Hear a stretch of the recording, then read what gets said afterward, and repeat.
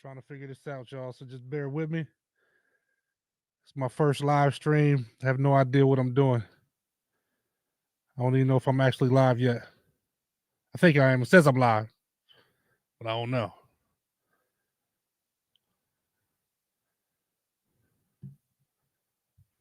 Just in case, what's up, all my folks out in YouTube land? Daryl, also known as the finisher. Let me see. Let me just make sure that I am live.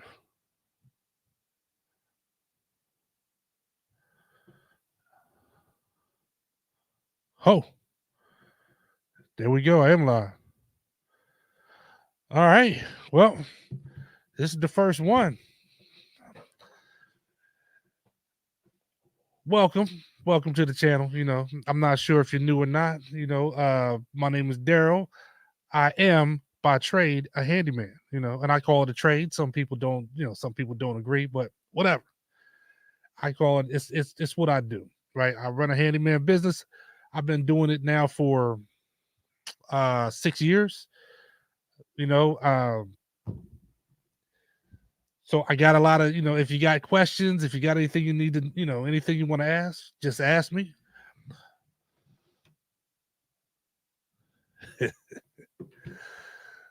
Like I said, normally the way I'm going to do these things, because sometimes I get a little busy, like we all do. Like here lately, I've been flooded with work. I haven't really had a chance to upload videos, but if I can do some lives, it'll definitely be much easier to, keep this material going, and create a dialogue between all of us out here, and just to, I don't know, spread the knowledge, man, because that's basically what we need. BK from the Rockies, what's going on, man? Hope everything's good with you. So one thing I wanted to cover on this one, just as the first one, I didn't really come with a major topic or nothing like that, which of course normally I will. But this is one of the ones where, how you just got to get started. You got to get that first job. You got to, whatever it is. This is one of the ones where you just got to get started. So, Carlos, I appreciate you. Yeah, the video is going to keep coming. Like I said, right now I have some that are being edited, but it's just been hard for me to, to keep up. But yeah, essentially what I wanted to do was, I guess introduce myself for real, since I haven't really done that. I'm over on the East Coast. I work out of Delaware. Hey, what's going on, Pittsburgh, Toddy? Yeah. Hey, enjoy the movie. Yep, enjoy the movie, man. I appreciate you stopping by. You one of the faithful ones, man. You've been there. You've been with me since the early days, so I appreciate that. But yeah, I work on the East Coast, man. I'm out of the Delaware area. I've done work in Pennsylvania and some other places, but essentially, I started this business because I was at a point where I didn't have a choice, right? And one of the reasons was, okay,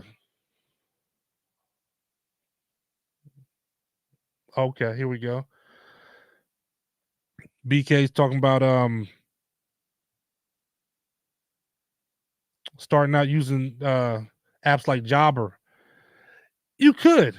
I mean, I always recommend, if you're going to start a handyman business, I do, or any kind of service business, I do recommend some sort of CRM right from the start. I mean, when I first started, I was using QuickBooks, and QuickBooks actually has, I mean, I still use QuickBooks, but they actually have a place in it where you can do estimates, but it's cumbersome. It ain't really the best situation. So, I'd rather, go with a CRM. Now, a lot of people use Jobber. I'm not really familiar with Pulse. I use Market or Market. I still don't know how to say it, but because I like their system, because I don't have employees or anything like that. So I like the minimal approach. So Market, it has a lot of good functionality, but for all the extra services, it's more like instead of having to pay one big chunk like Jobber or House Call Pro or something like that, Marquette lets you just, if you want to add a little extra services, then it's like piece rate. You could pay the little, a couple dollars or whatever, and maybe I think a lot of them are like maybe $10. You could add on something about a mailing list, or $10 you add something else on. So it works out well, but for me, so I'd rather do it like that than just pay a big chunk for a lot of the things I'm not going to use. And then especially once you get established, I don't know. I don't think you're gonna need all the email lists and everything else. Or them, sending out text messages, bombing text to a bunch of your customers and things of that nature. Yeah, you can use it, but I just, I'm all about that minimal approach. So I use Marquette, but yeah, definitely a CRM. Get those professional. It'll get people to treat you like a professional, that's what you want. I even look at your website. Your website is like, it's something that it don't have to be super complex or nothing. It's just that the more professional you look, where your business card is, I say don't cheap out on the business card. Get you something that's nice, solid, heavy stock, glossy, that just when you hand it to the customer, man, I don't care if they take it and throw it out the window, but they feel it. They look at it for a second, they feel it, and they know that, okay, this is not like, if you see some, I've had customers show me business cards from other contractors or other handyman or whatever. And man, I mean, some people just, I've seen somebody that took somebody else's business card, crossed their information out, and just wrote in their information on the back. I mean, nobody's going to take you seriously if you're doing stuff like that. So what we want to get the most money we can out here doing this business and get taken seriously. If you approach it like the homies up the street, that's how people going to look at you. So we don't want to do that. So that's that's just one of those things. So yeah, CRM is a definite must. Oh, here we go. Still where I'm after 9 o'clock at night, I still got customers sending me text messages. But these are people I work with like closely, so that ain't no problem at all. Yeah, but all right, but anyway, just a quick backstory on me. Like I said, I'm over on the East Coast, work out of the Delaware area. I've done a whole lot of jobs. I've had a lot of jobs. You know, I'm in my mid 40s, man. And I've had a lot of jobs since I was in high school. Most of them were not in construction though. I had one. I started out my first job in construction. I was an insulator, and I started that job when I was around 20. Insulating houses, did commercial, residential, got a lot of experience in construction settings of all different types, working for government projects all the way to building, colleges, just all sorts of things. So that did give me a lot of experience. But what I found out, and I found it out the hard way, is that Sheed, we hear what's going on, man. Man, glad you're here. Yeah, what I found out the hard way was that I got laid off of that insulation job. And the thing is that it paid very well. I mean, compared to, I don't know, like everybody else that I knew that was working, it paid, let me see. I mean, at that time, I mean, we're talking like late 90s. I was probably making, I don't know, 1,200 a week, something like that, doing insulation, 1,000, 1,200 a week. It was a very good paying job. But what happened is like any other thing. And I knew it wasn't sustainable because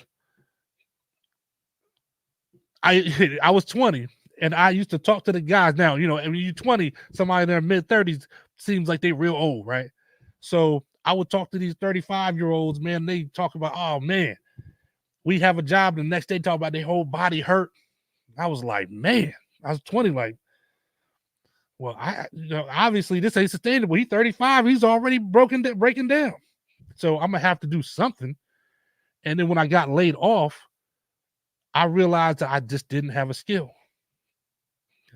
Didn't have a skill, man. So what I ended up in installation, it's a skill, but it's not one that's it's not a real marketable skill.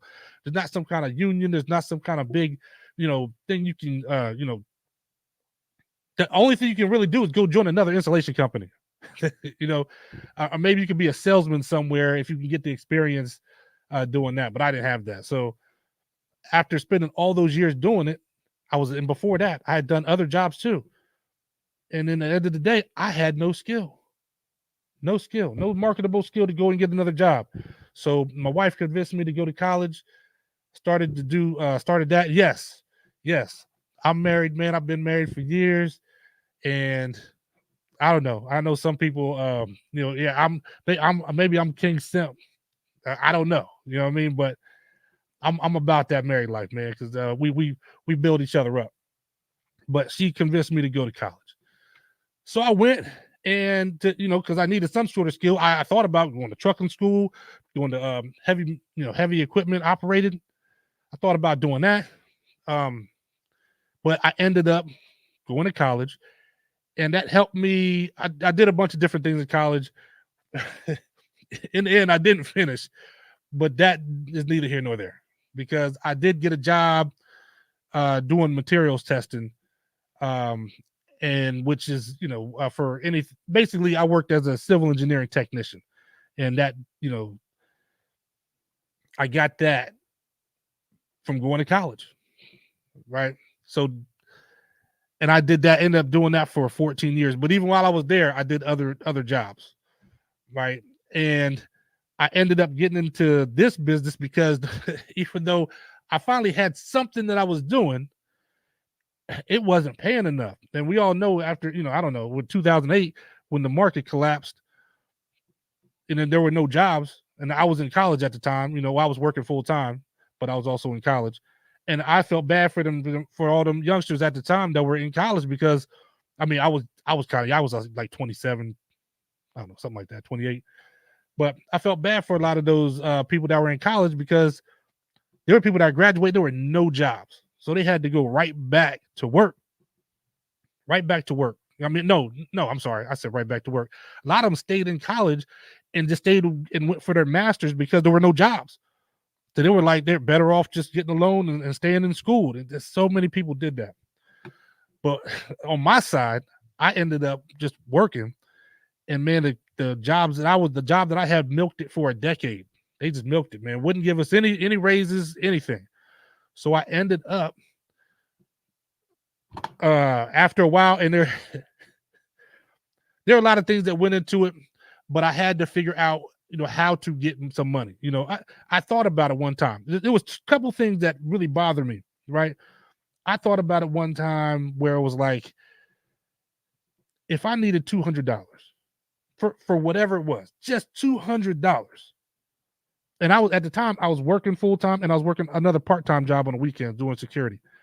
I was like, but if I need $200 today because something happens to my car, or one of my kids needs something, how would I go about getting that money? And I couldn't, there's nothing I could figure out. I guess I got to wait 2 weeks to get paid or whatever.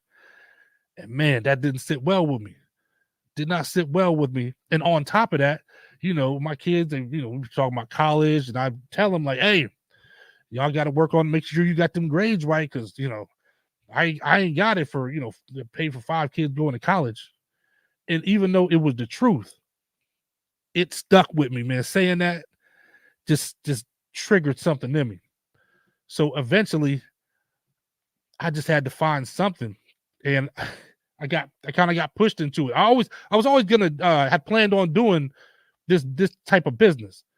I had to, I bought a truck. Actually, it was God like helped me get the truck, man. The truck was, even that's a whole nother story on how I got the truck.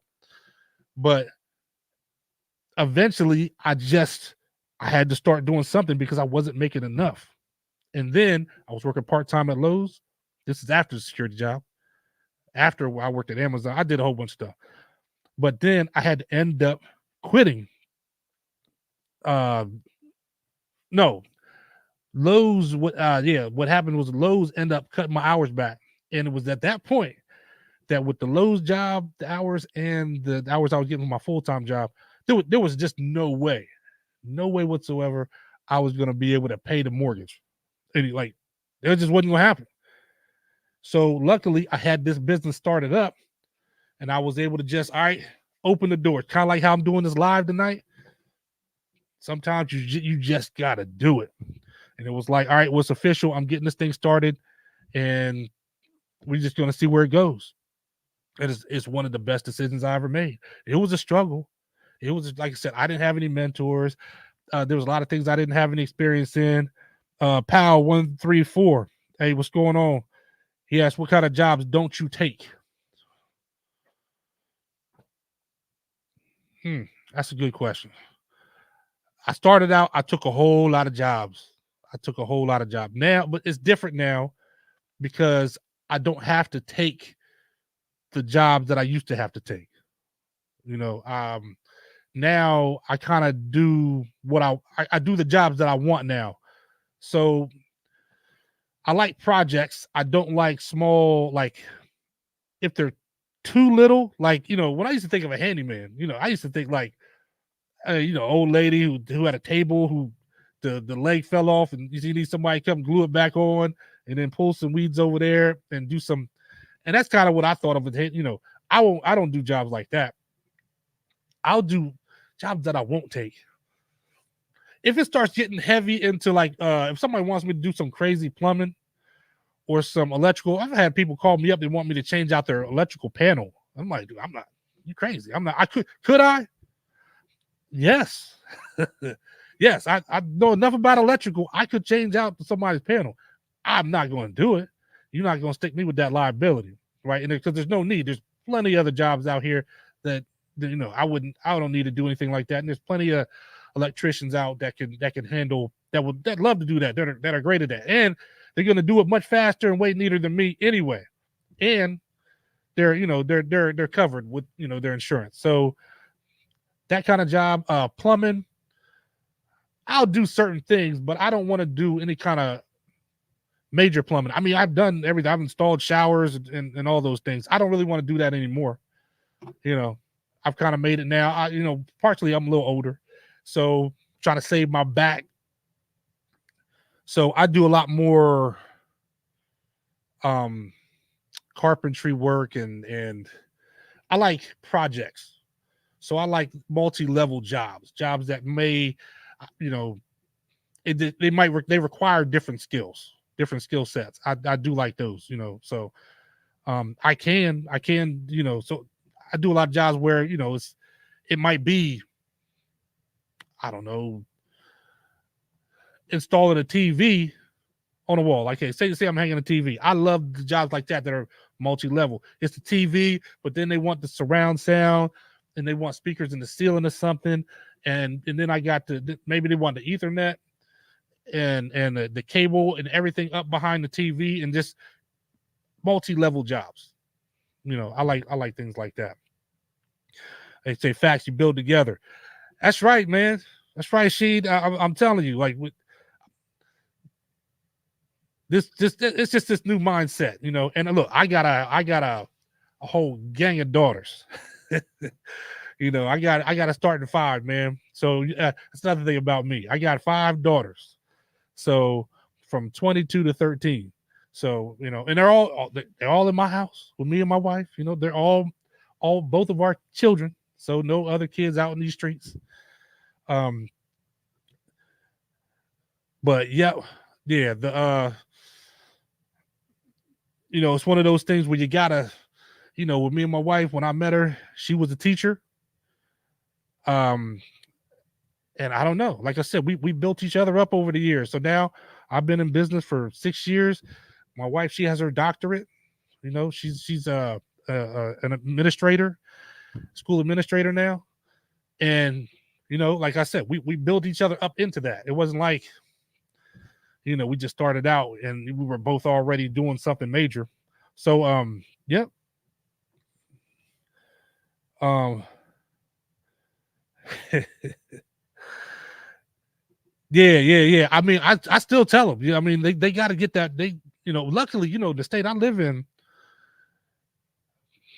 you can pretty much go to college for free. They have these scholarships that as long as they go right out of high school and go straight to college or whatever, they get a good amount of money given to them. So, but I still, with scholarships, one of my children right now that's staying on a campus in college, and I got one about to graduate, and but it still costs. We still got to spend money, come out the pocket. So do jobs like that, yeah. Power 134. I won't do much electrical. I'm in Connecticut and a P1, so I do mostly plumbing. Yeah, man, that's a beautiful thing. Now, if I say like this, if I could go back now, I said I love what I do because I also like the variety. Where um I am by license I am a contractor. Just I have a contractor's license, but I just operate as a handyman business, right? So, and as a one man shop, and if I need help, I enlist. I usually enlist my daughters. I enlist one of them. But let me see. Oh yeah, but yeah, if you could do plumbing, if I could go back, I would probably get licensed in one of those trades. But by the time I started this business, I was 40. I was like, damn, like there's no way I'm gonna go work under somebody for a few years to get a license and all. I got enough skills I can do my own thing. But man, hats off doing all your plumbing. But I appreciate you watching the videos, and like I said, I got plenty more coming. So let me she we here says plumbing quick 50 on a wax ring dripping, water line 75, and shark bite. I know it's cheating, but fast. You know what though? I People talk about shark bites, right? I've seen a lot of people say shark bites and they're not the way to go or whatever. But this is what I noticed: the transition over the years. When I first started, and like I said, we're talking about in a 6 year period. They didn't really shark bites weren't big like that, so I could go and get whatever the plumbing parts that I needed. And most of the time in my area, unfortunately, it's a lot of CPVC. So um, and I'd go and I used to have to get a lot of shutoff valves, the CPVC shutoff valves, and all that. Then I noticed it went to you started having more shark bites and pecks. Okay. Then it got to the point I would go to the store. I couldn't even find the CPVC valves no more. That it was, it was basically like it was the shark bite started to dominate, and I was like, okay, I get what people are saying. But if they're that bad, if shark bites are that bad, there's no way that they're just growing like this. That they're taking over the whole plumbing section at Lowe's. You know what I mean? But they're the worst thing ever, and they leak and they do. I don't know. Now I agree that at this point I might not put it inside of a wall, but look, here's another thing about me is that I built my business based on following behind other people, whether it's contractors or customers or whatever. That was what I advertised. I advertised that it doesn't matter who started the job, I'd finish it. So that's the finisher, man. That was the whole concept. So I don't care what trade somebody comes from. I've come behind everybody, and I still do on a regular basis. I follow other contractors. I don't care if it's drywall, I don't care if it's electrical, plumbing, general contractors, painters. I don't come behind everybody. I did it. Matter of fact, and I'm gonna start. Sometimes I'll be showing these videos where I've come behind and like I said, it's not all plumbers. There's a lot of great plumbers out, right? But I've had plumbers who use shark bites who on the pipe that goes from the stem, the valve to the shower head, and use the shark bite to connect them. You know what I mean? Is that protocol? Like, I don't know. These are larger plumbing companies that are using shark bites. So I don't know, man. I don't think you're doing anything wrong with a shark bite because it just wouldn't be I don't know. They wouldn't be dominating like they were if they were catching lawsuits left and right because they were just everything was flooding all over the place. So, uh, mind control sheepy. Good luck, bro. I can't stand drywall. I'll hang it, but that's about it. I know what you mean. I know what you mean. You know what? And I started out, I was not planning on doing drywall. I started out, I was just going to do tile and hardwood floors. That was my whole plan. But I was getting so many requests for drywall. I said, well, I'm gonna just do it, right? Why not? And when I first started, it took me a long time. You know, it took me a very long time to get it right. So I take the jobs, but as you know, over time it got better and better, and now it's just, I mean, it's just like clockwork, you know. So I understand what you're saying though. Like finishing drywall can be a pain, and I don't like to finish big jobs. Like I said, I like doing just the repairs, or I might do a small install or something like that and finish that. But I'm not doing like a whole. I did last summer. I did a whole basement, man, and that I didn't like it.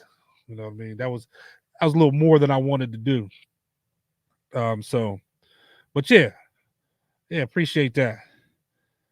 Um, there you go, TV mountain and a little bit of appliance repair.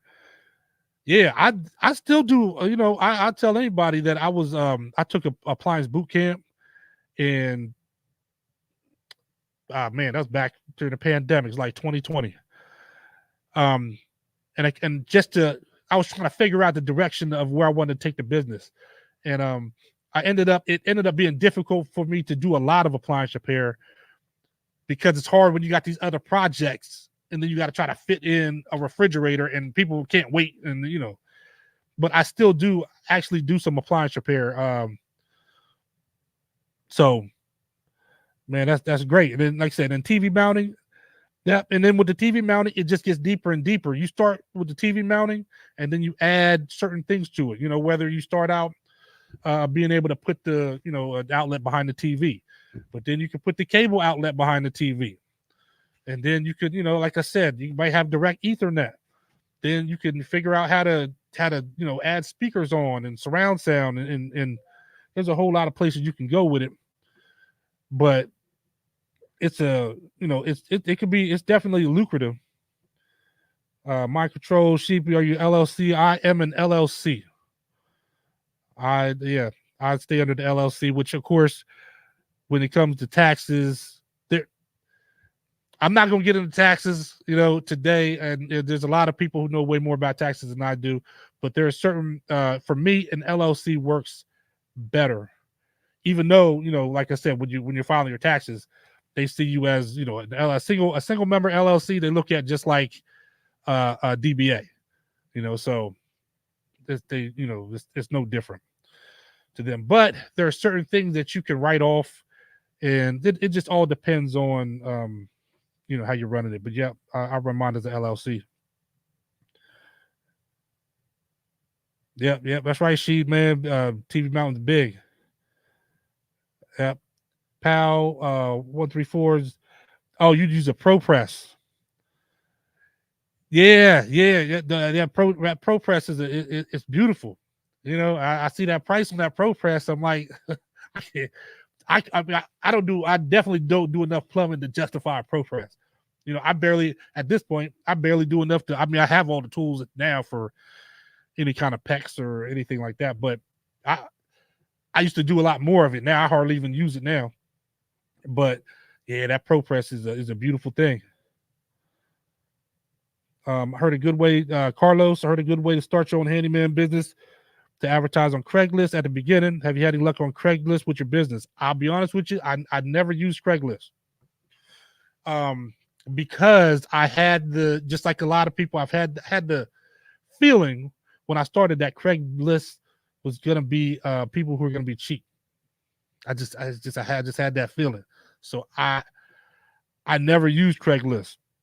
Now I did use, and I think probably my next video, we're going to do a little deep dive on all these lead generation companies. I have used a lot of those. So I've used I've used Porch. Home Advisor, or now it's Angie Leads or whatever. Um, what's another one? Thumbtack. I did Yelp. I did a bunch of them. Some with good, some good, some bad, or whatever. But yeah, I did quite a few of those. So, but I never did Craigslist. My guy Alan though, the channel called YouTube Handyman. He that's where he started. He said he started on Craigslist and it worked out great for him. Yeah, that's true.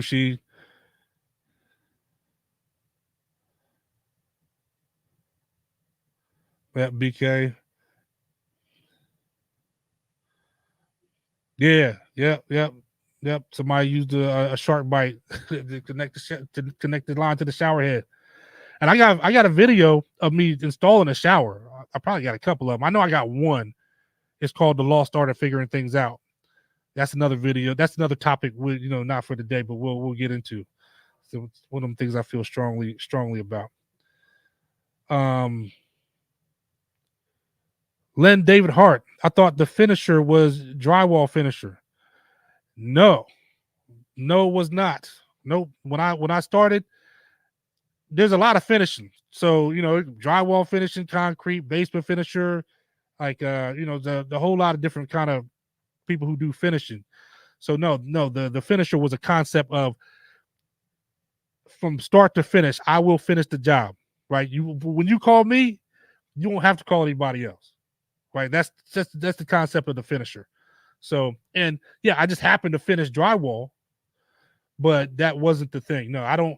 The drywall is part of what I do, but it's not the. I said it's the backbone of my business only because it's what it ties everything in together. So when I go into a customer's house, I can confidently say, "Hey, because most people, I promise you, they're hung up on they want to do things, they want to do projects, but they don't want to open up the drywall.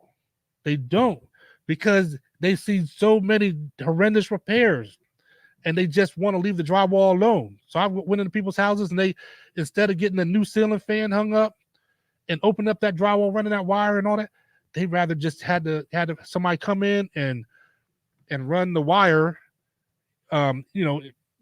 inside one of those little plastic tubes or whatever that is stuck to the wall, and it looks terrible.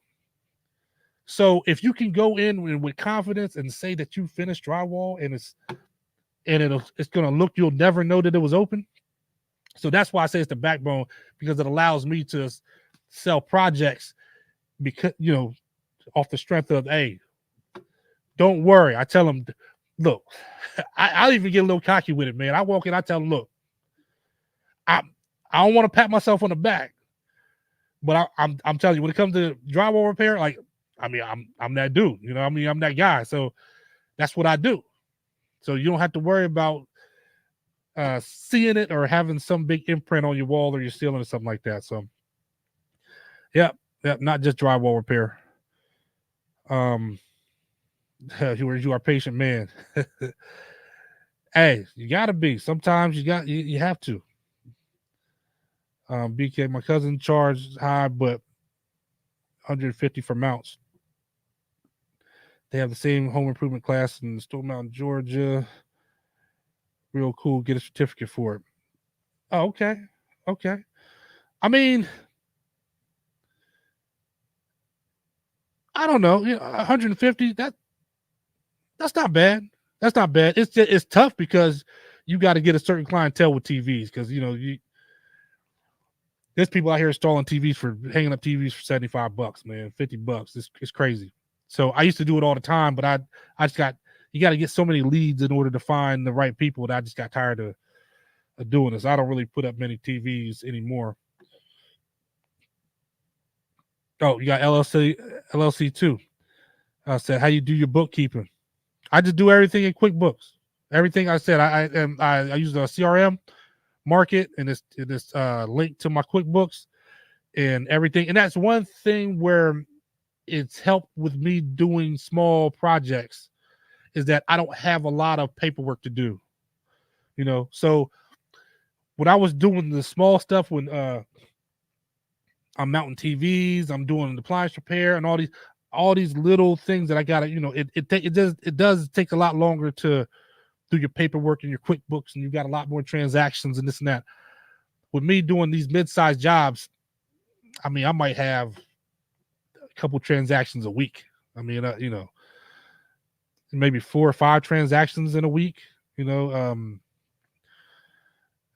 yeah, yeah. Because I usually have, I don't know, 2 or 3 decent sized projects, and then maybe 1 or 2 small jobs. Like today, I put up like 3 grab bars at somebody's house. It's a house where I have a whole lot of other projects to do, but I just charged them today for going over there and doing 3 grab bars, and that was that. So that's my like little job for the week. But other than that, I got a job where I'm installing like it's like 3 or 4 doors. It's 2 double doors. So let me say it like that. It's 2 double doors, but the I gotta essentially augment the opening to fit these doors, and it's a lot more work. So but that's already accounted for. The doors are paid for, all the materials. Like, so it's not much to the paperwork. But yeah, I do everything through QuickBooks. You said pro, not cheap, but good. Yeah. Yeah, that's right. That's right. No, not cheap. Power 134 got early day tomorrow. Thanks for the time. Finish a good night. Hey, you have a good one, man. This is just the first of many, so I plan to do a couple times a month. So home rapid repair, awesome. You figured out going live. I haven't figured it out yet, so I'm working on it. But I've been wanting to go live. I said I was going to go live I don't know, it was like last November. I was supposed to be going live. I'm in the dungeon, like, it's my setup. I don't have a fancy setup or nothing like that. It's we call it the dungeon. It's just the basement. I have it's an unfinished basement. I don't want it finished because if I finish it, then I'll have a whole bunch of people coming down here to hang out, and I don't want that. So this is my spot, and so this is my live situation, man. Like nice poured concrete walls. I think it's a beautiful thing. I get a lot of word of mouth.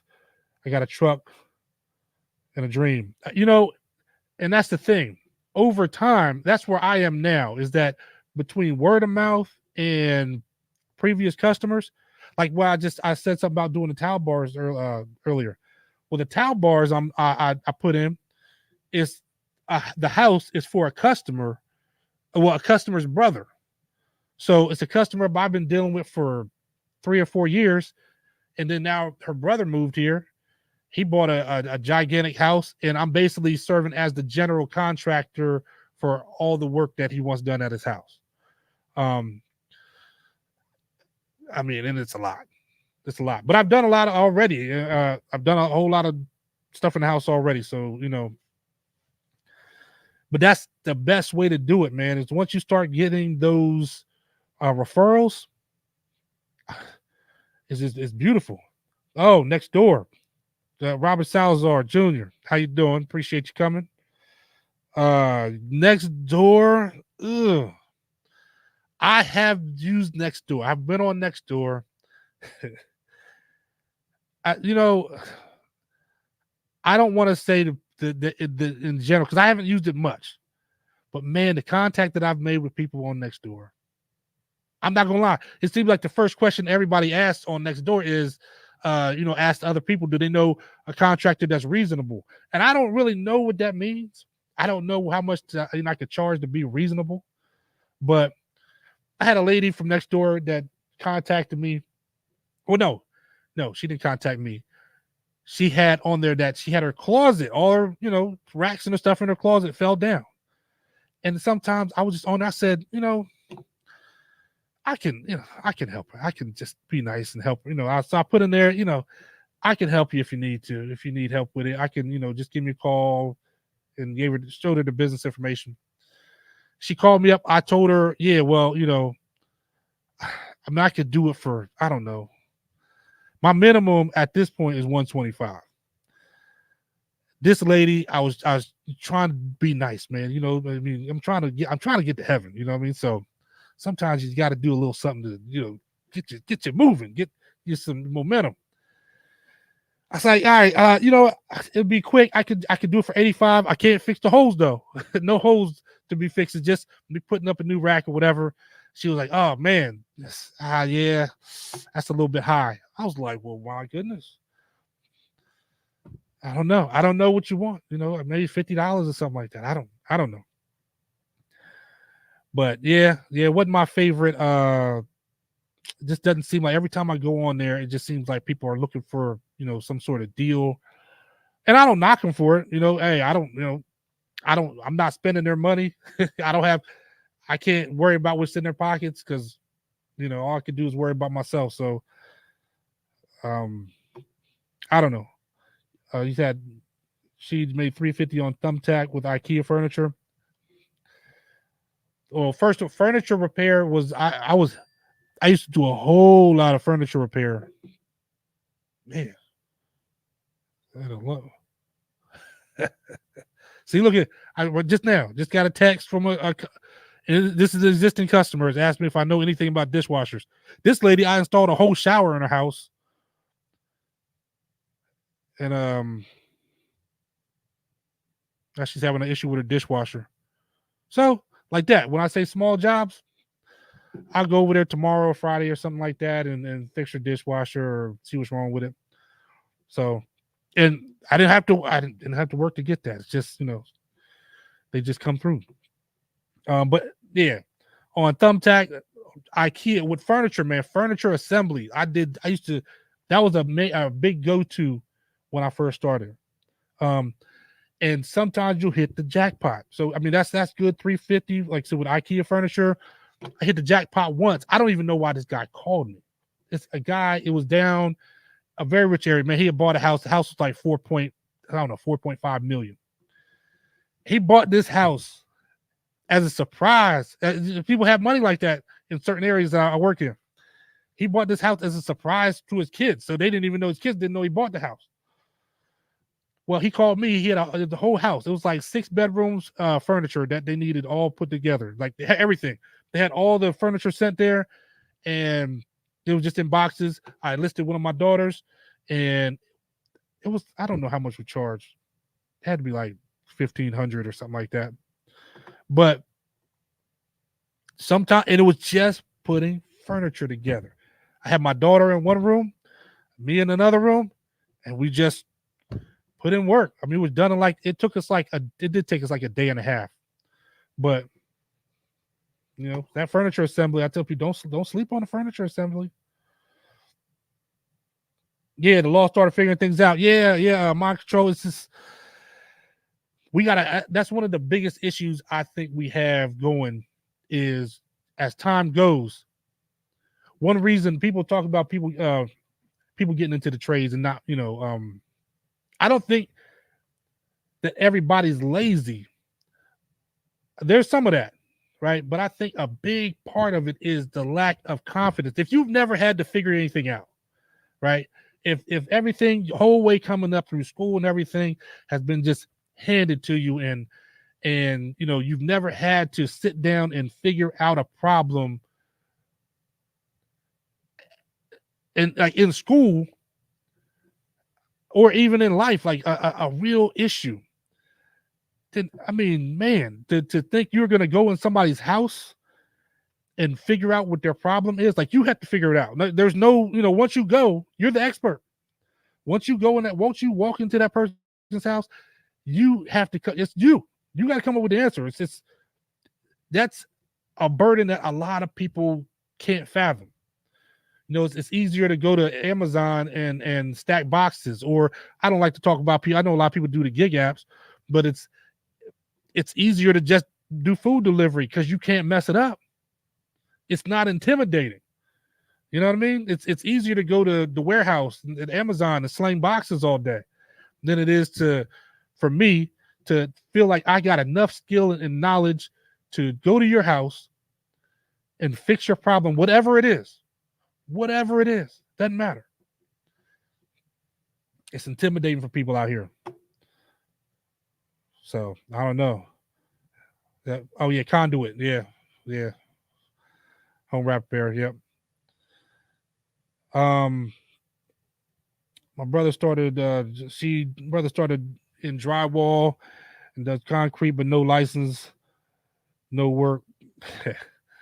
you know, I get that. People talk about the chuck in the truck thing, whatever. But I do think there's a place for those guys, man. There is a place for the people who just because if you don't have anything, if you don't have any money, you don't have the money to pay somebody like me, then you might have to go that route. You might need Chuck. You might need Chuck to come to your house. Or I used to call it Earl and them. You might need to get Earl and them from up the street. And those might be the guys that are gonna help you get your job done. You know, I had a lady tell me one time that she doesn't get into all that. And this is a lady, she actually had a little money, but she told me she don't really get into all the stuff with what kind of license you got and this and that. She said, "Do you know what you're doing?" And I understand where she's coming from because as a customer and a person who's had a lot of trash work done by so-called professionals, I understand where she's coming from. Do you know what you're doing? I got the license. I'm licensed or whatever, but I get it. I get you know what you're doing. It's just hard though because a lot of people they ain't got no license. They don't know what they're doing. They just out here kind of throwing stuff together, but it's just how it goes. Mind bookkeeping, invoice, bookie up your app. Okay, okay. Robert Salzar. I'm out of Delaware.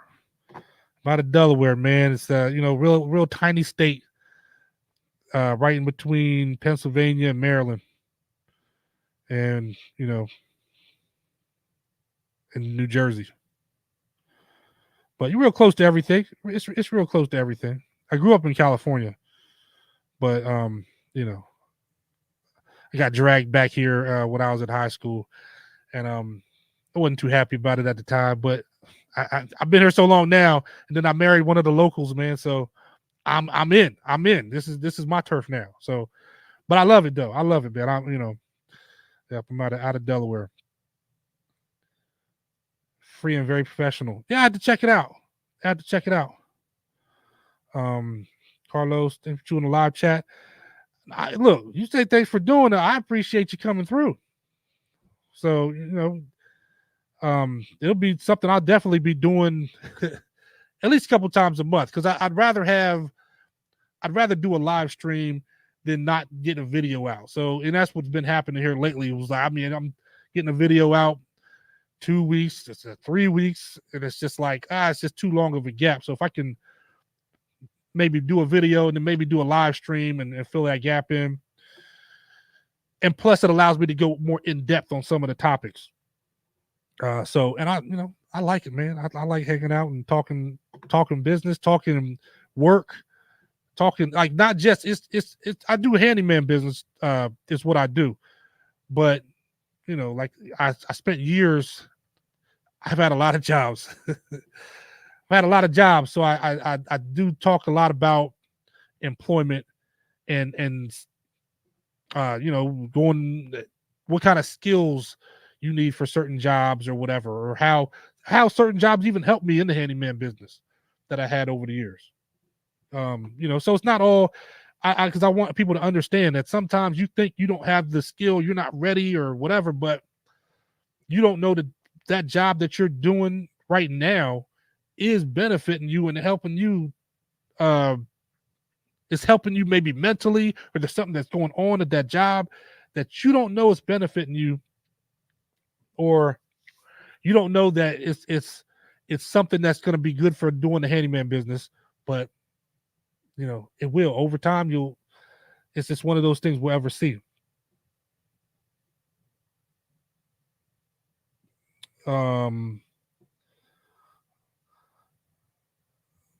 Yeah. Oh, you said set a time so people could know.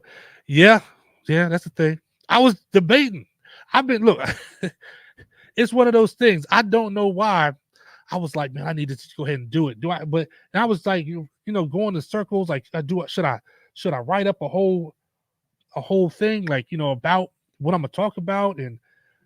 But I didn't want to do that on this one. This one, I was like, my first one, I'm not gonna have a specific topic. Most of the times, I'll have a topic. We'll just go in, and see where it takes us. But all kind of stuff. I got like there's a bunch of stories and jobs and everything, man. So I want to enjoy doing live streams. I want it to be uh an enjoyable thing to come watch and us to have a conversation and talk and just kind of like a hangout where we're talking business though. And maybe we're trying to get some direction or testing out something, or maybe we just got a question, but it's all welcome here. Except for them XJ900s, man. So me, one thing also about me, man, I don't really do feelings, right? I do feelings as far as I have empathy for people and all that, but I don't do I'm kind of I kind of like I like people to tell me things directly, be direct. I'm kind of direct. My kids, they always joke like, I'm the realness. I'm the realness coach. So if you need to be enlightened on the reality, not I can't let you live in a fantasy world. I'm not gonna lie. You can, whatever you do, don't lie to yourself. You can lie to, I guess you can lie to other people, but don't lie to yourself, man. That's disgrace, right? So that's what I want to do here, man. We want to create an open space for everybody to come in and just, have a good time. So will you have this recorded? I have to step out for a bit.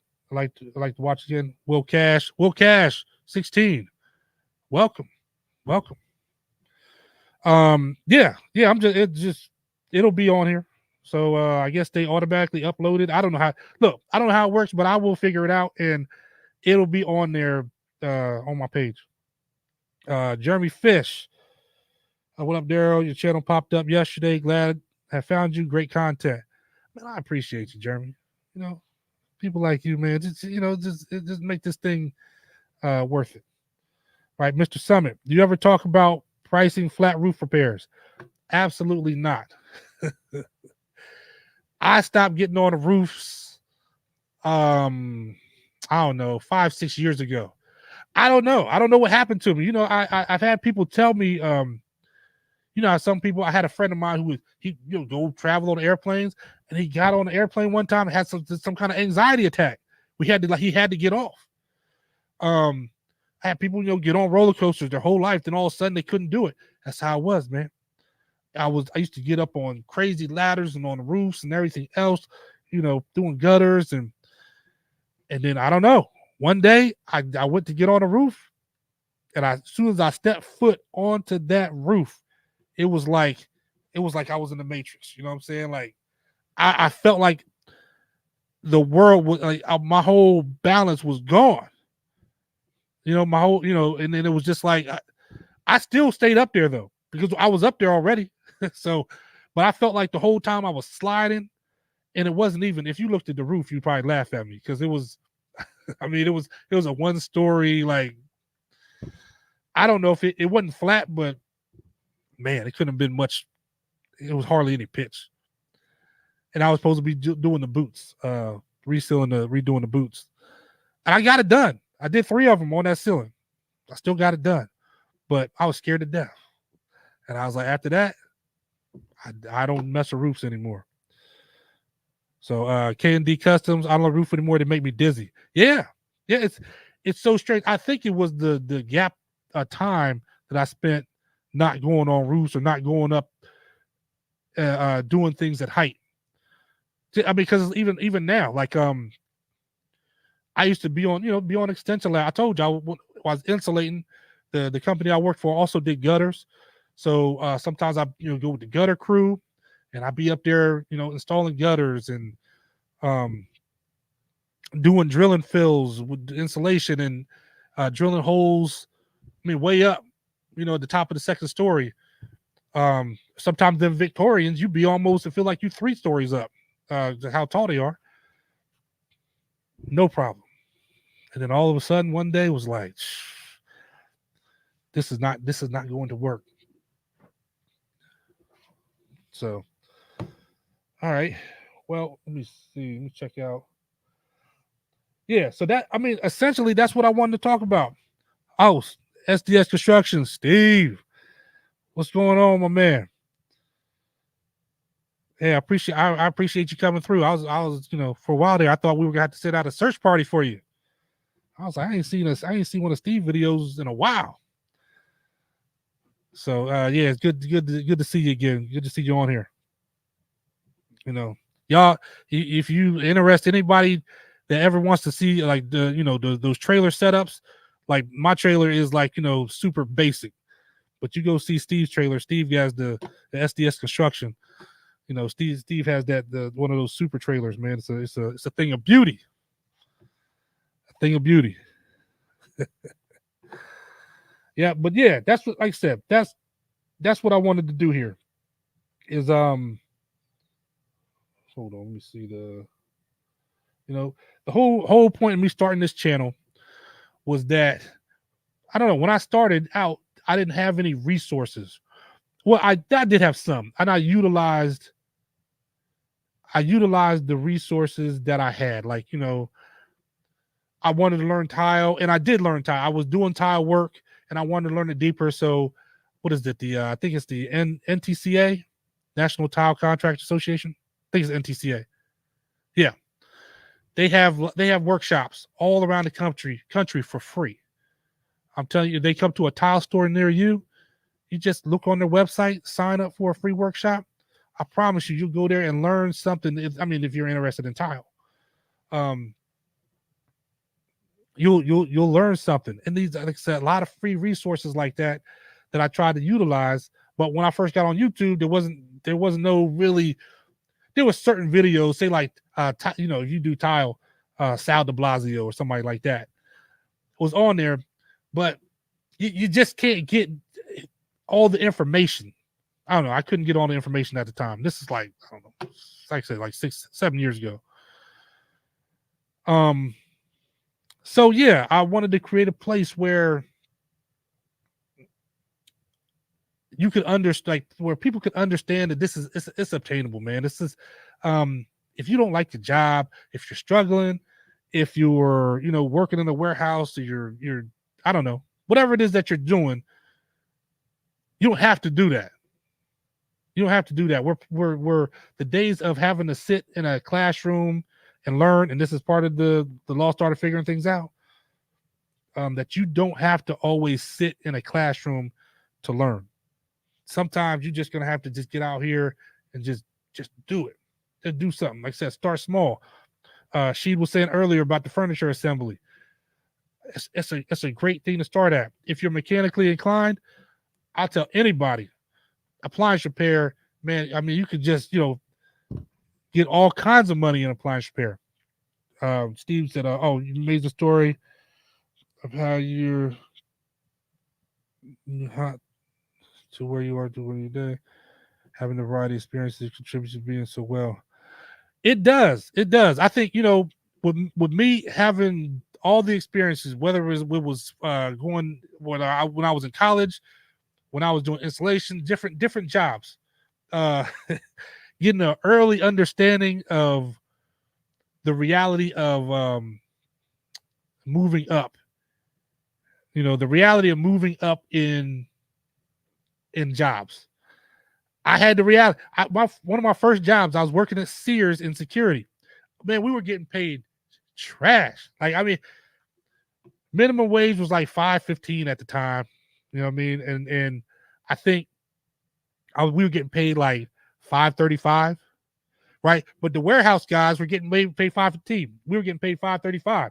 They were like, well, yeah, but the warehouse guys are a pay grade 8. You're a pay grade 13. It's like, what difference does that make? I only make 20 cents more an hour than they make. No, you can't. You're not gonna sell me on that. And all the responsibilities we had, and then we had a meeting, and I was 18, man, and I gave this whole speech, breaking this, talking to my supervisor about how we need to make more money and blah blah blah. He sat right there, looked at me after I was done, was like, you know what? I hear you, but I got 2 kids in New Jersey, and as long as they're, taken care of, I just don't really, I'm not really interested in worrying about what anybody else got going on. I said, okay, that's good talk. But it helped me understand the reality of this is how this work thing goes. You're just not in control. And there's a lot more to it than that, but I've had a lot of those scenarios where it just is what it is. So I had to learn. Uh calibrate tools DIY. Dylan, what's going on, my man? Good advice for sure. Yeah, y'all check him out too, man. Calibrate. He has he has his own website where he got tools and everything he's selling over there. So, and he does lives. He does lives as well. I usually catch the lives most of the time.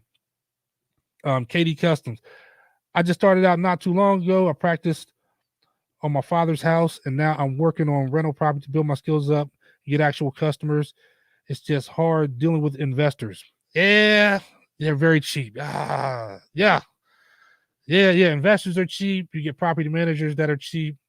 And it's not even sometimes the property managers. It's the owners of the property. So you could call them the investors as well. Nobody, rentals. You can make money.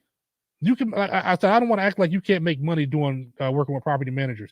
And then at the same time, you have built-in work, man. You start dealing with property managers. They'll just start sending you work orders. I had one not that long ago. I mean, just trying to. They wanted me to download some app. I had to look in what it's called, but and start sending me work orders for it. Um, but yeah, I think it's good though.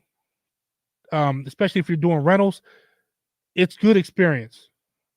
Because there's all kind of issues that go on in rentals, and even though it's different than like me working at having my direct customers, and one big thing is because you have to, there's a level of care that you're going to put into having your own customers versus a rental property, and it's by design. It's unfortunate that it's like that, but it's just how the industry has been designed. That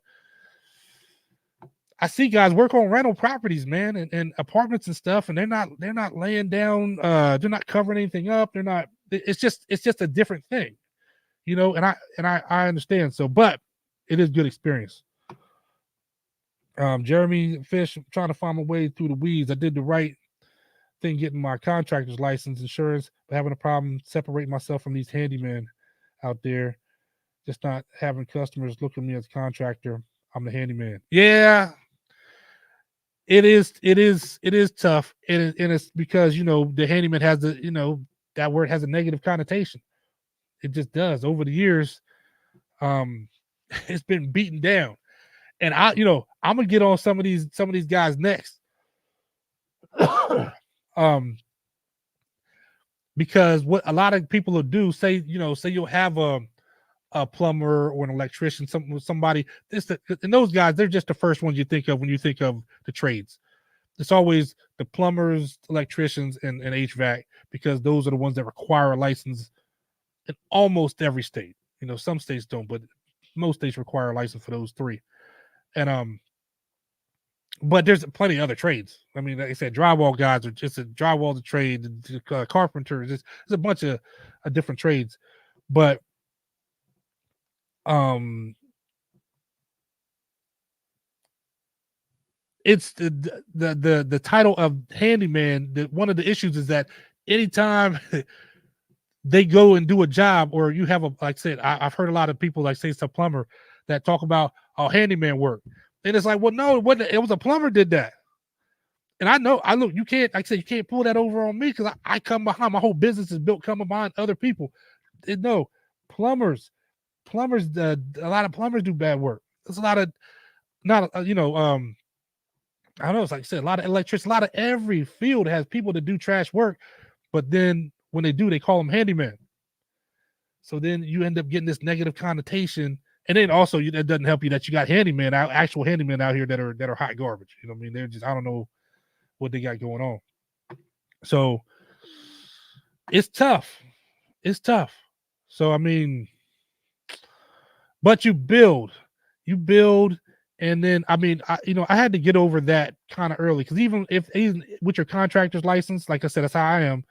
As a one man operation, people are gonna look at you like that until you give them a reason not to, right? Until you show them some projects you've done. Start taking videos. You don't have to do YouTube, but man, I should have. There's another thing. I should have brought some water with me. I didn't bring any water.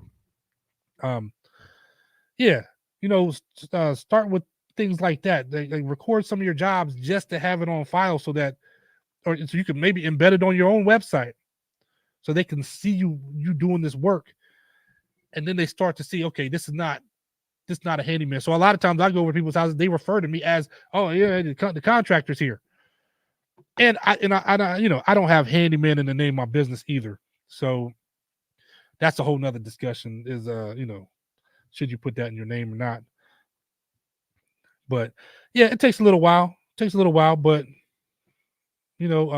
there's you'll get there.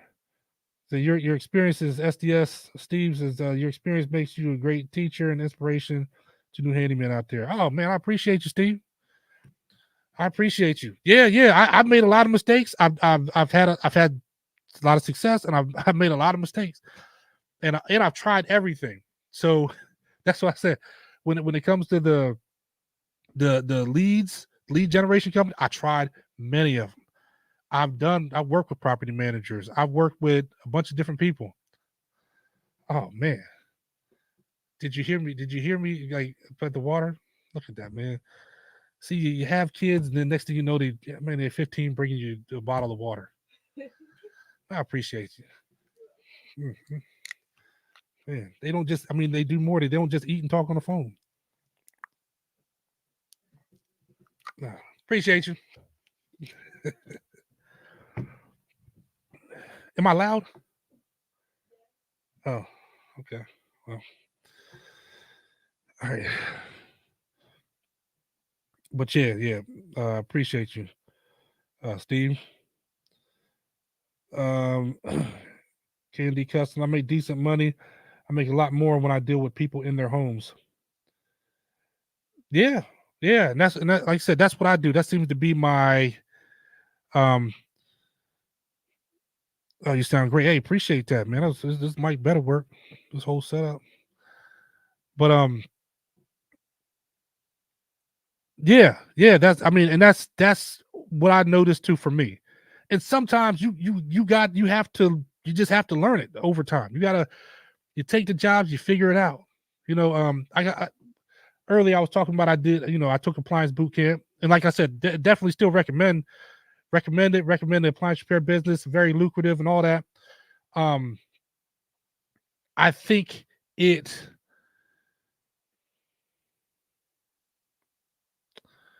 um let me see.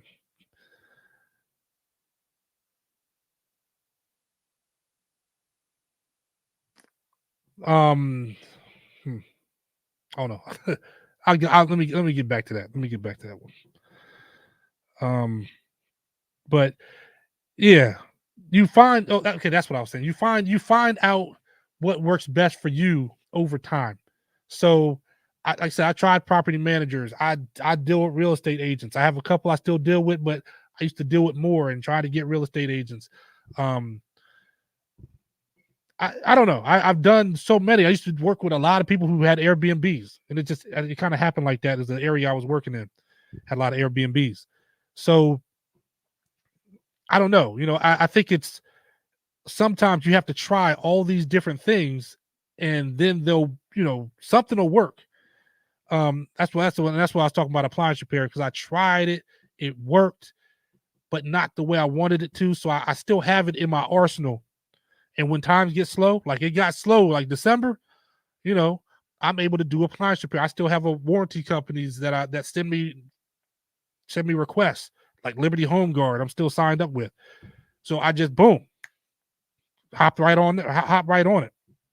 So Yeah, you got to try different things, man. But that's what I learned, that for me, working directly with the customers, that's what makes me the most money.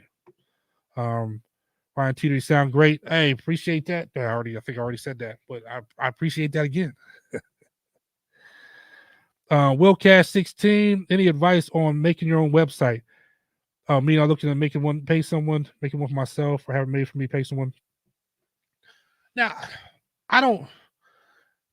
You got a lot of people that talk about the website and marketing, and they talk about the SEO, right? I made my own website on Squarespace. So when I started, I just, like I said, I went and bought the domain names. I didn't have the money to pay somebody to build a website for me or whatever. I didn't have it. So, but I had I think, I don't know if they were doing the first month free on Squarespace. And it was like $20 a month, $25 a month.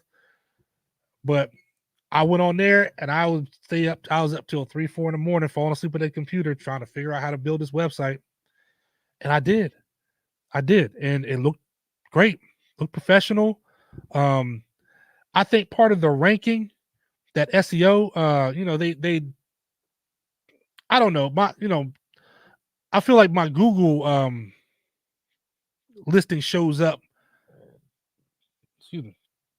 I feel like my Google listing shows up even if my website is not up there. You see what I'm saying? So you can build your own website. I mean, I guess you got WordPress and different things you can do if you're highly skilled, that you can go to and do your thing. I use Squarespace, and the process was, I'm not gonna say it was simple. But it's probably much more simple than just me trying to do some kind of coding. It's just blocks, and I'm moving pictures around. I'm doing this, doing that, and it actually worked out really well. So you can do it yourself. It might be a learning curve, but we can figure these things out, man. Like, that's what we built for. But I do recommend having a website, just because it's one of the first things I know to start. And I looked around at all my competition, and I was like, man, none of these people have websites, man. Like, I'm about to kill them because they living in the Stone Age. And I did. I was able to move in and just set up shop quick, because I looked more professional than a lot of these other guys did. So it's just how it went. So yeah, I'm all about creating your own website. But if you had the money to pay somebody and have somebody manage it, then you know you can look around your own area and see if there's somebody that locally that you can, like, call up if you have an issue. Um, you can always try that. Do you currently have any type of Google ads? I do not run Google ads. I and God had and appreciate you stop by. Um, no, I don't run any Google ads at the moment. Um, I was very close though. I was real close, because it was slim pickings. Like December, and I was like, then I started thinking, like, man, maybe I should. I don't know. I'll try it just to see how it works. And I did sign up for the Google LSA, because I think the Google AdWords, it was more like, they put that sponsored ad up there or whatever, and you put it didn't for your business, I think for a local business, I think Google LSA, the local service ads work better. And on top of that, if you can get the background check done and have that Google guarantee, Google's putting the local Google guarantee companies, they're putting those above everything else. So I think that they seem like where you get the most bang for your buck. So I signed up, but I just didn't complete it at the end. So KD Customs, thank you, brother. Take care. Bless you all. Hey, salute. Enjoy your evening, or and with your family or by yourself, or whatever it is you're doing. I appreciate you coming through. Brandon Kemp, no way I caught your first live stream. Currently in the shower in California. Ha! Interesting. Well, I appreciate you listening, man. I said earlier, I used to, I grew up out in California, out in Fairfield, California. I'm gonna try to, man, maybe this summer. I'm hoping this summer I can take the family out there. But yeah, I grew up out in the Bay Area, man. I loved it out there. You see, you seem like Google local service ad would be a good option. I agree with you. Thank you. Yeah, yeah. Everything I see about like even when I was looking, it's just like the even the way when you set it up. If you go to the AdWords, it's real generic, and I feel like those are for like real big companies because it's the ones it's really the stuff I never click on. But if you look at the ones that are like with the Google guarantee and those local service ads, they just stand out because you like, well, who was that? And they come before the maps and everything most of the time. So yeah, they seem to it seem to be the best option. Let me see. Man, time flies on these. I see that now. We're going. It's been an hour and 16. So yep. So the way just to as caulk in the shower. Oh, okay, yeah, man. You have me like have me worried for a minute. Like what's going on? What's going on, Brennan? Oh, Placerville. Okay, yeah. Jeremy Fish. Yeah, I'm gonna check that out. Thanks. Yep, do that. Will Cash, our business card is still a good idea. Don't see much of them myself. Maybe people just share the websites or on social media. You know what? Only reason I like business cards is because they're relatively cheap, and I more so give people get business cards as look. Are people going to keep them, man, and put them on the refrigerator like back in the day? Probably not. They're like I said, they're going to get lost. They're going to disappear. But I just like it's all for me. It's all about the initial presentation. That's it. That's it. The business card for me, they look at it and most people say, "Oh man, this is nice." That's after they've seen the website. A lot of times I have my tablet with me, and if I can, then I'll show them some pictures of something that what they're looking to have done. I might have pictures of some other things that I've done, and I'll show them on the tablet. Like it's the presentation. It's just part of the presentation for me. So will they get you more business? I mean, I can't say that they will. I do have customers that still ask for them though. That they do. They'll still ask me. They say, man, they'll give them to their friends. And I had customers say that, hey, you got to stack of them. I go stick them at the golf course, man. In the clubhouse. I don't know. Have they got me business? They could have, but I've never really asked anybody that calls, which I should do. Like, where'd you get my name from? Unless they tell me, unless they say that somebody gave them my name, I'll ask. But other than that, I never asked. It's probably something I should start doing. I like to lease some of my business card clients, show them more services that I offer, or have some QR codes. You know what? And that Conheaded, that's true. I have plenty of customers that I give them the business card. I might be there. I've been to somebody's house just for a doorknob. It's just something I do. Is like, as soon as they open the door, and I'm standing there, I have my business card in hand. I'm handing them the business card before I even shake their hand. They'll take the business card, shake my hand. They'll look at it. A lot of times they'll be talking to me and be reading the stuff on the back. I had the front and the back. The front has all my information. On the back, it lists all the jobs that I do. Some might not be everything, but it's a good list. And they'll just read through it. So it's it's definitely a good thing, to just have, if because they're relatively inexpensive. I think I had like, I don't know, I bought like 6 boxes, and he lasts years and years and years. I don't know, it's been years. I'm still using the same cards. So let me see. Hag Duxie. What's up, Big D? Can't watch the live, watching the movie with my family right now, but I catch the replay. Happy you're doing this. Hey man, I appreciate you. You gotta do that with the fam. I think everybody in my house is going to sleep. Like I said, I'm on the East Coast. It's going on 10:30, man. So um, everybody gets it's crazy. Everybody gets up earlier than me. So it's pretty quiet in my house. Um, but yeah, appreciate you. Cruising Kevin, Cruising Kev one. Always track your lead sources. Ask how they heard of you. It's true. That's true. Look, what you'll know about me is that I will never get on here and say like I run the absolute perfect business and everything I do is the most perfect in that. I'm not that guy. I don't say that. I do some things very well. I do some things great. I'm outstanding at some things. Some things I could definitely do better. And tracking the lead sources is one of them. I I track lead sources, like general lead sources. You know what? I did a better job of that when I was like using apps.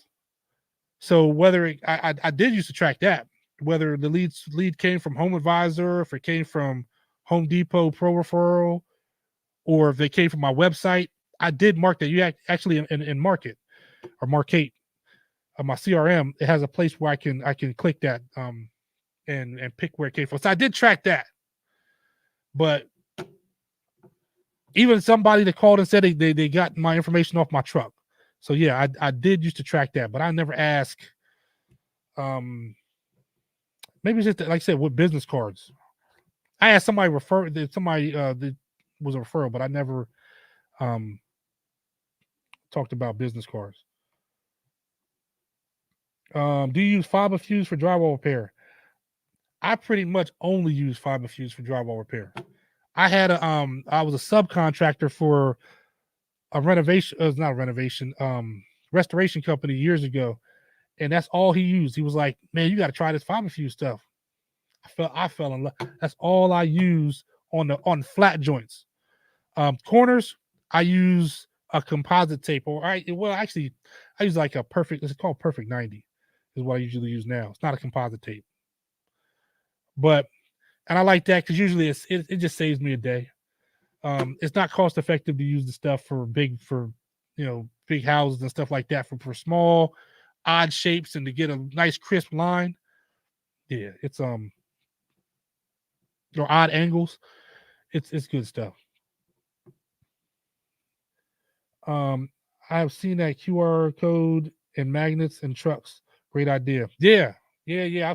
I've seen that too. I don't have that QR code set up, and it is a great idea because I have had people that told me they got my information from my my off the side of my truck. They just took a picture of it. So hey, if I had a QR code right on there, somebody can just scan it or yeah, that's a good idea. It says, as in like fiber fuse as a product for pairs. Yeah. Like I said, yep, yeah, I love fiber fuse. Fiber fuse is great, man. Fiber fuse is like, I think, and even somebody learning because paper, the difference between the two, just that little bit of thickness with the paper makes it a harder repair.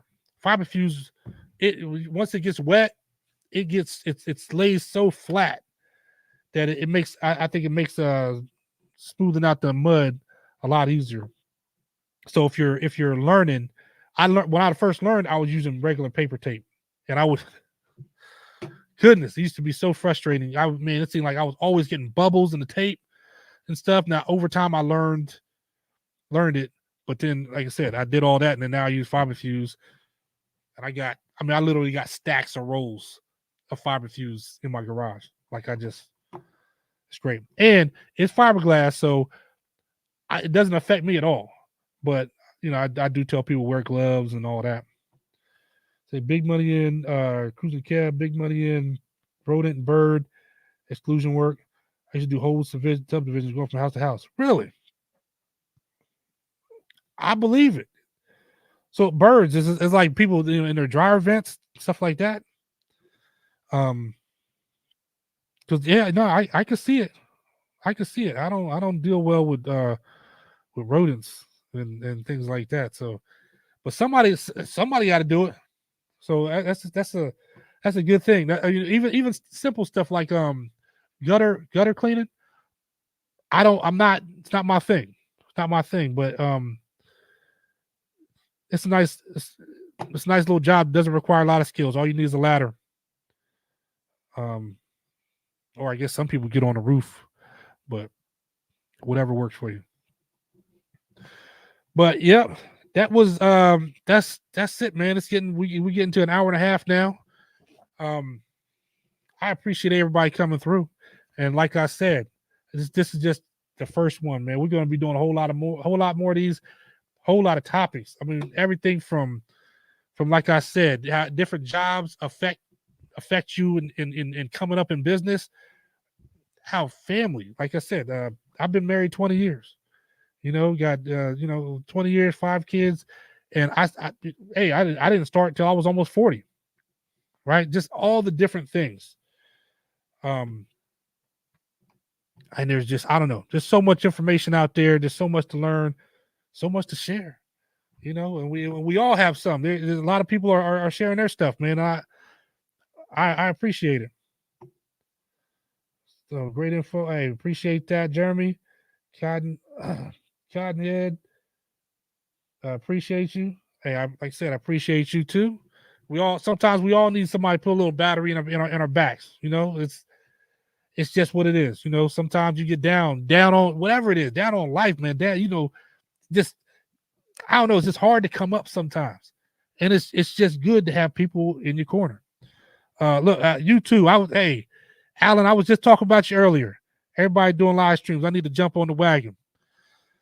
I mean, hey, why not? That's where things seem to be going. That's where the trends are going, man. So I figured I'd do a live stream because it's been hard for me to get regular content out.